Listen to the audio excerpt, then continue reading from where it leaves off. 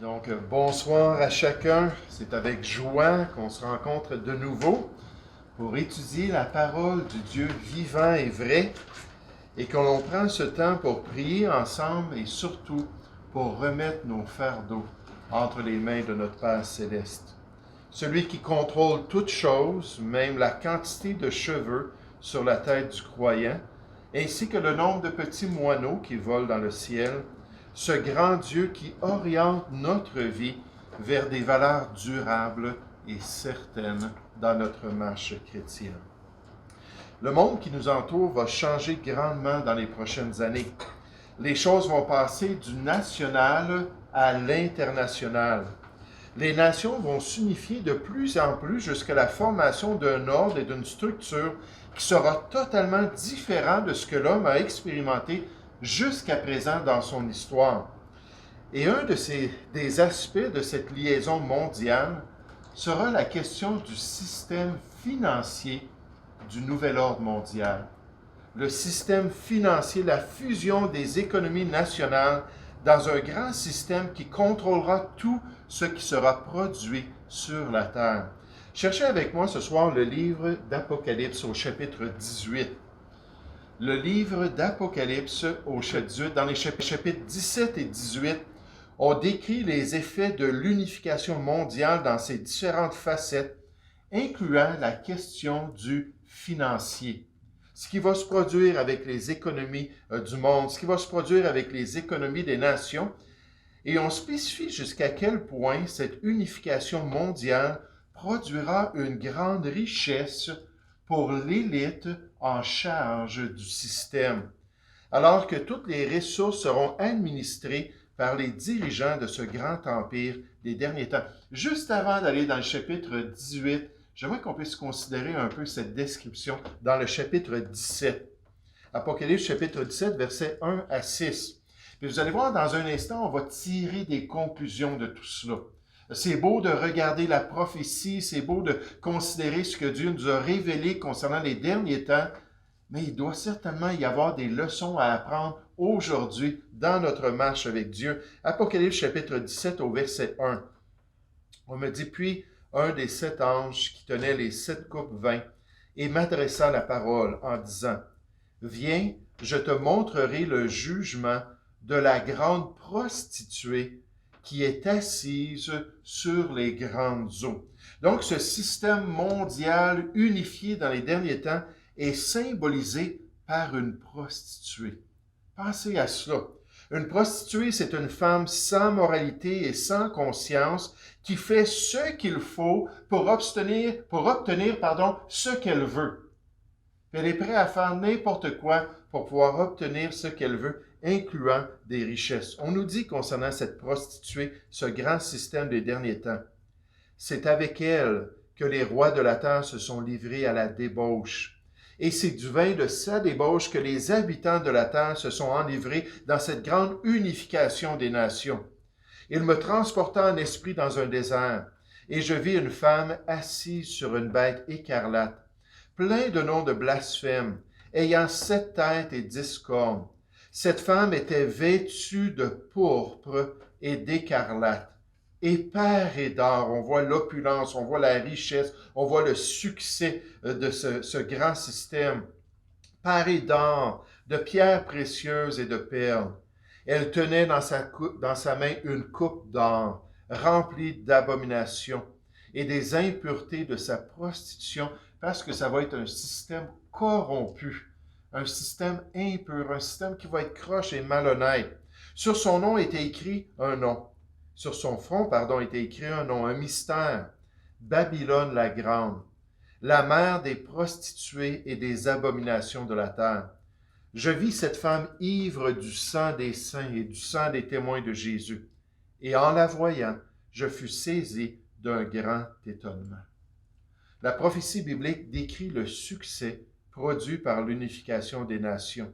Elle proclame la richesse immense des dirigeants du nouvel ordre mondial et l'opulence de ce grand système des derniers temps, mais comme dans tout ce que l'homme entreprend, son succès est souvent temporaire et fragile lorsque Dieu vient s'en mêler. Regardez dans le chapitre 18 au verset 1.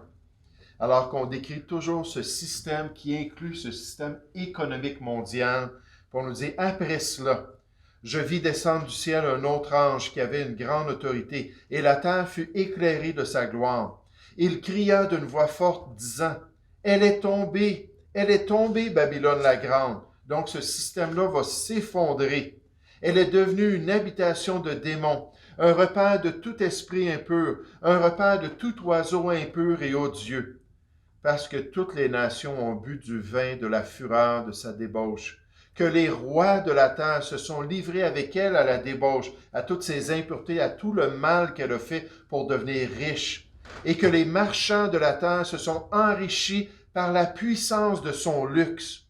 Et j'entendis du ciel une autre voix qui disait, « Sortez du milieu d'elle, mon peuple, pendant cette période de temps-là, ceux qui vont faire partie du peuple de Dieu, afin que vous ne participiez point à ses péchés, que vous n'ayez point peur à ses fléaux. Car ses péchés se sont accumulés jusqu'au ciel, et Dieu s'est souvenu de ses iniquités. Payez-la comme elle a payé, et rendez-lui au double selon ses œuvres. Dans la coupe où elle a versé, versez-lui au double. Autant elle s'est glorifiée et plongée dans le luxe, autant donnez-lui de tourments et de deuil.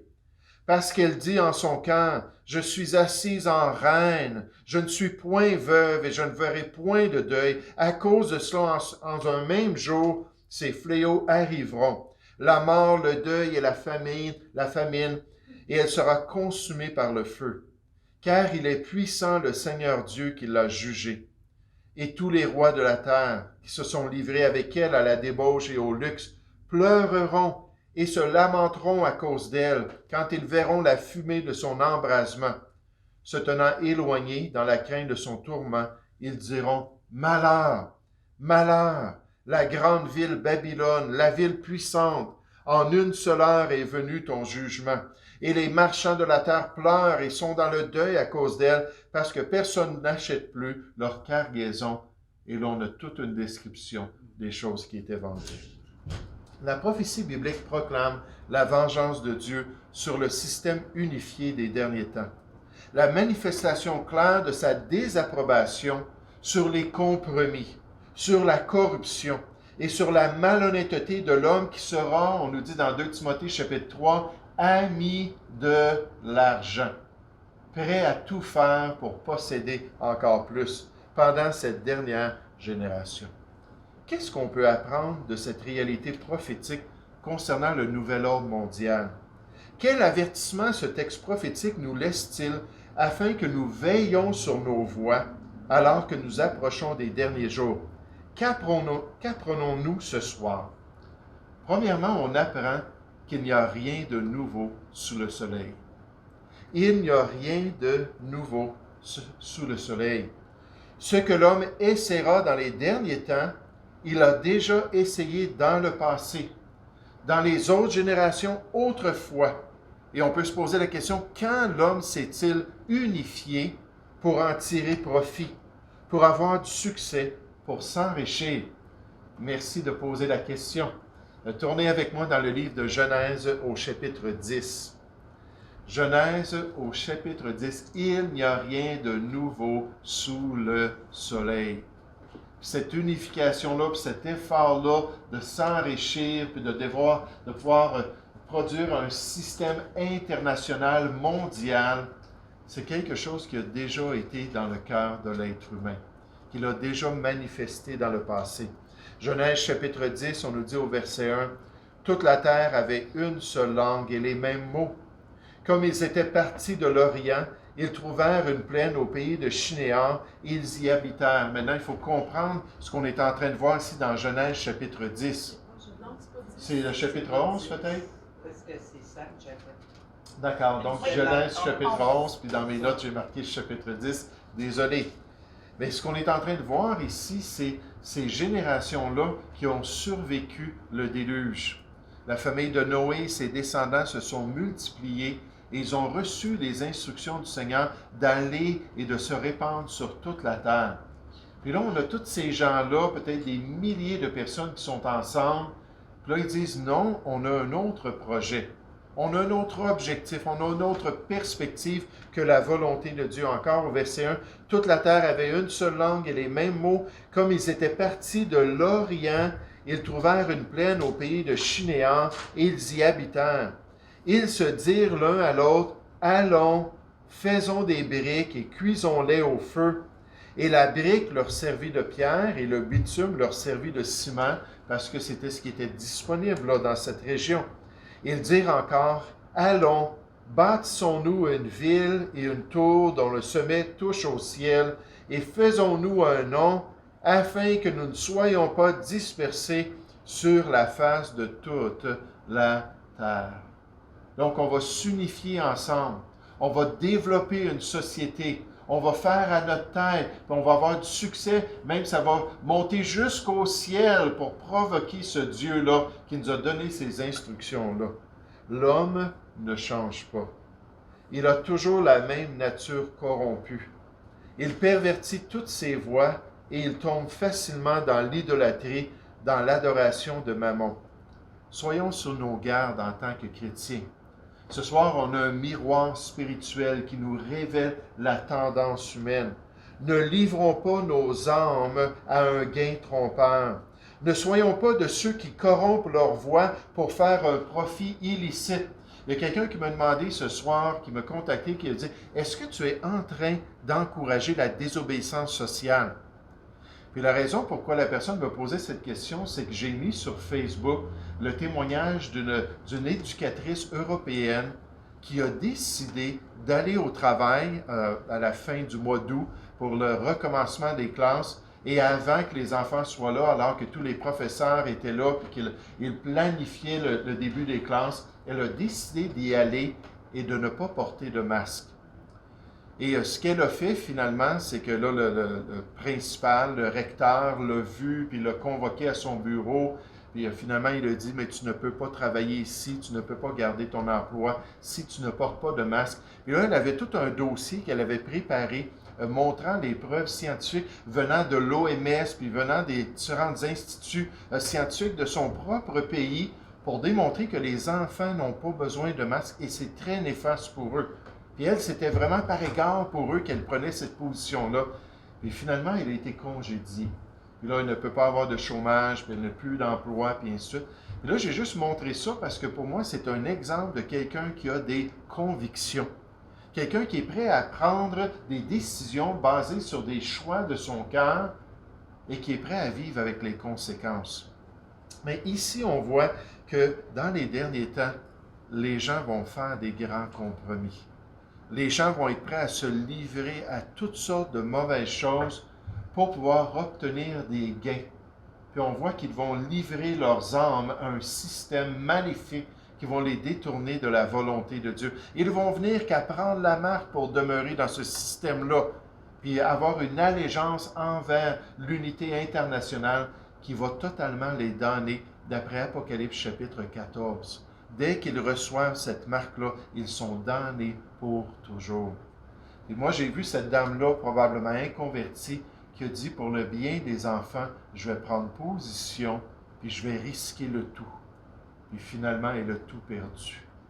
Mais est-ce que nous, en tant que chrétiens, on est prêts à faire ce qui est bien pour accomplir la volonté de Dieu? C'est une des grandes leçons alors qu'on regarde cet exemple-là.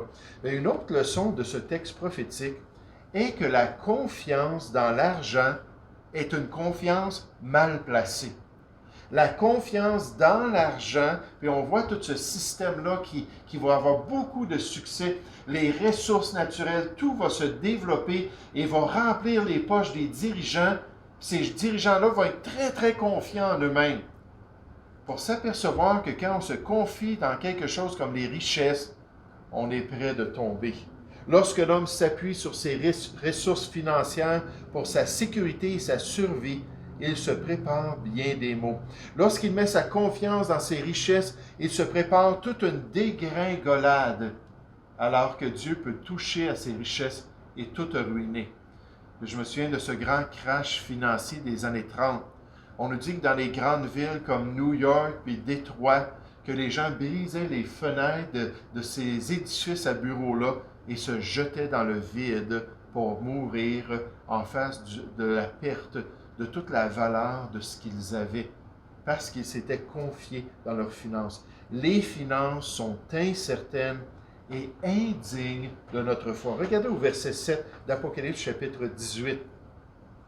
Au verset 7, on nous dit « Autant elle s'est glorifiée et plongée dans le luxe, autant donnez-lui de tourments et de deuil, parce qu'elle dit en son cœur, je suis assise en reine. » Hein, je suis dans la royauté, je suis dans la position de l'élite. C'est moi qui domine. On voit cette idée-là, elle s'est glorifiée, elle s'est plongée dans le luxe. Là, on nous dit, elle dit en son cœur, je suis assise en reine et je ne suis point veuve et je ne verrai point de deuil à cause de cela. En un même jour, ces fléaux arriveront. La mort, le deuil et la famine, et elle sera consumée par le feu, car il est puissant, le Seigneur Dieu, qui l'a jugé. Ça, c'est une grande réalité et une grande vérité de la parole de Dieu, qu'il ne faut pas se confier dans le matériel, qu'il ne faut pas se confier dans nos richesses et dans nos ressources financières. La seule personne en qui on doit se confier, c'est dans le Seigneur. Dans Proverbe, le chapitre 11, au verset 4, on nous dit « Au jour de la colère, la richesse ne sert à rien, mais la justice délivre de la mort. » Donc, c'est inutile. On nous dit dans Proverbe 13, au verset 11, « La richesse mal acquise diminue. » Lorsqu'on fait ces compromis-là, qu'on est malhonnête, qu'on est croche comme cette grande prostituée-là, Dieu va souffler sur nos richesses. Proverbe 23, verset 5. « Veux-tu poursuivre du regard ce qui va disparaître? Car la richesse se fait des ailes, et comme l'aigle, elle prend son vol vers les cieux. » Il y a combien de personnes en ce moment qui mettent tous leurs atouts dans ces compromis-là, puis dans ces choix-là, puis dans ces alliances-là qu'ils font pour obtenir des richesses, étant malhonnêtes en le faisant. Mais Dieu dit, je peux souffler sur le tout, comme cet aigle-là qui s'envole, et tout va disparaître de votre vie. On le dit dans Proverbe 27 au verset 24, « Car la richesse ne dure pas toujours. » Et Proverbe 11 au verset 28, « Celui qui se confie dans ses richesses tombera. » Et Dieu le promet, que quand on se confie, et ce système-là va être bâti sur cette opulence-là, et il va s'effondrer. Il va complètement être détruit. Tournez avec moi dans le psaume 49. Le psaume 49. Un psaume que j'aime bien parce qu'il décrit toute cette question-là des méchants et de leur confiance éphémère, leur confiance qui n'est pas digne. Le psaume 49, à partir du verset 7. Le psaume 49 au verset 7. On nous dit, ils ont confiance en leurs biens et se glorifient de leur grande richesse. Ils ne peuvent se racheter l'un l'autre, ni donner à Dieu le prix du rachat. Donc, ils ne peuvent pas se sauver. C'est ça l'affaire la plus importante. Le rachat de leur âme est cher et n'aura jamais lieu. Ils ne vivront pas toujours. Ils n'éviteront pas la vue de la fosse, car ils la verront.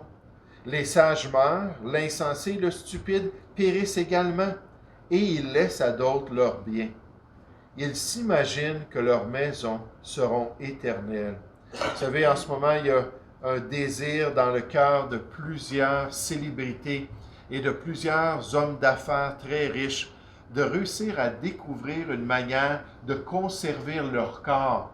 Un peu comme Walt Disney, lorsqu'il est décédé, on nous dit qu'il a été mis dans un état de congélation pour qu'un jour il puisse être ravivé et qu'on puisse lui permettre de revivre.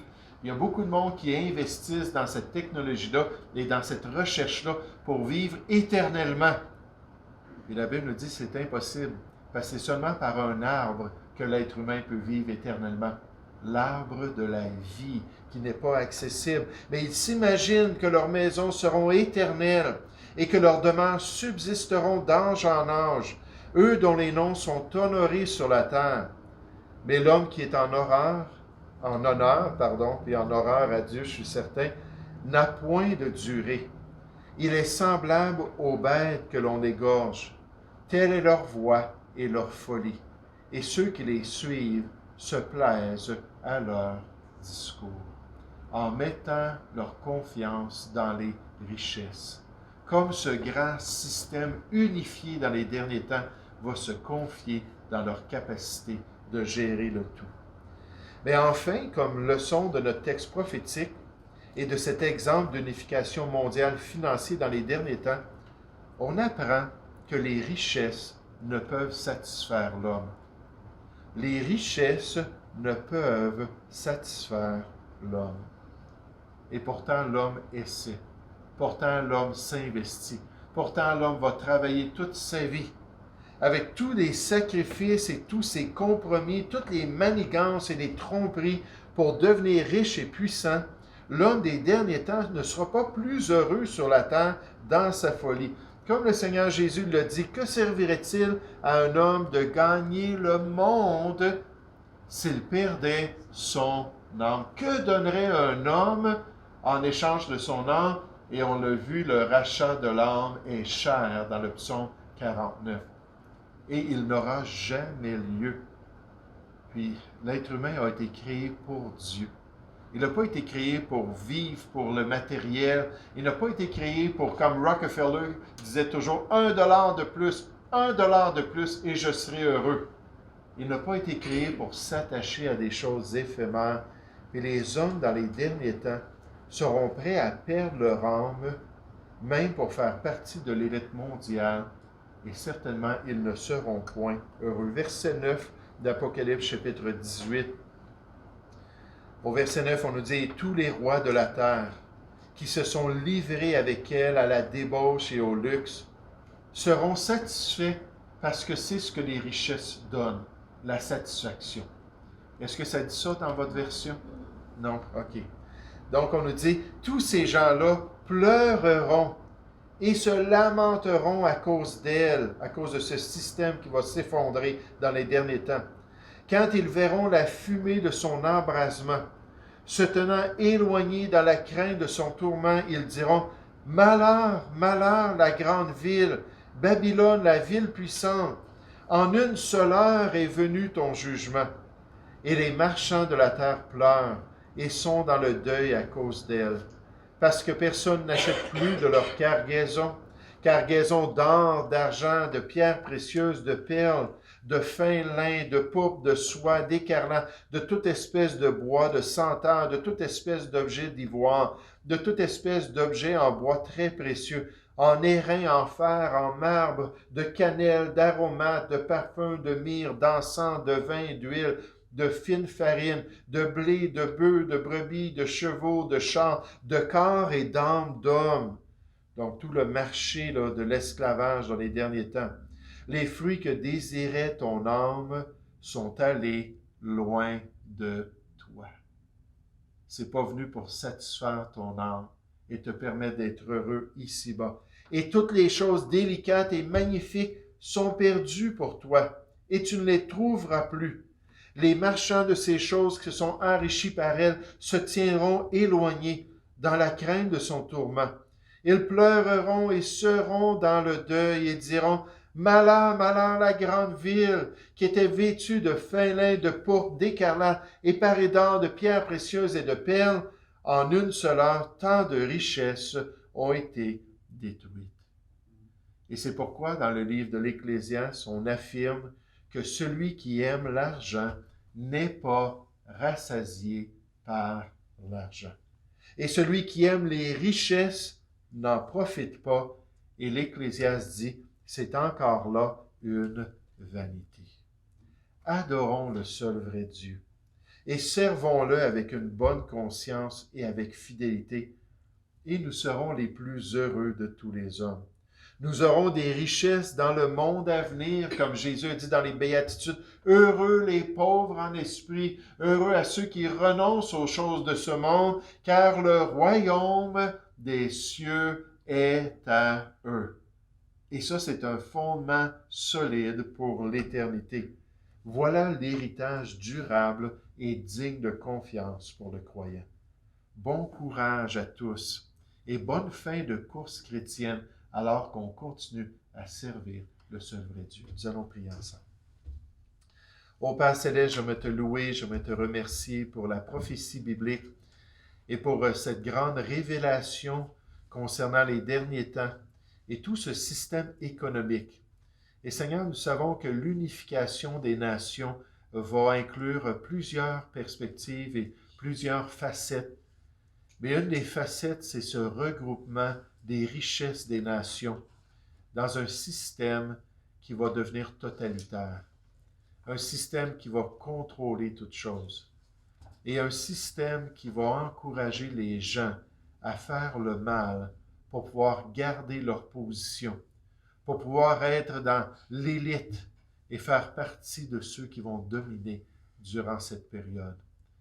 Et quel contraste, Seigneur, pour nous alors que nous marchons dans tes voies, alors, Seigneur, que tu remplis notre cœur de ton esprit, alors qu'il y a une vraie satisfaction, alors qu'on a un appui solide et une sécurité en toi qui est inébranlable, et alors que pendant l'éternité, on va pouvoir régner avec Christ, et régner non pas à cause de notre malhonnêteté, à cause de nos manigances, à cause de nos ruses, à cause de tous les pots de vin qui sont distribués en ce moment parmi les nations, mais Seigneur, à cause que nous aurons suivi ta volonté. Et non seulement nous avons cette joie, cette paix, cette grâce sur la terre, mais aussi pendant l'éternité, nous aurons tous les bénéfices, ce poids, Père, de trésors et de richesses que tu nous donneras dans ton royaume. Ô Père Céleste, aide-nous à ne pas devenir idolâtres. Aide-nous à nous séparer, Seigneur, du système lorsqu'il nous demande de faire ce qui est contre ta volonté. Puis aide-nous à marcher selon des convictions qui sont en accord avec ton plan, afin de pouvoir dire légitimement qu'il faut obéir à Dieu avant d'obéir aux hommes. Et merci Seigneur que l'enlèvement va venir nous délivrer de ce système et des tentacules du nouvel ordre mondial qui deviennent de plus en plus imposantes avec le temps et avec la venue de ces derniers temps.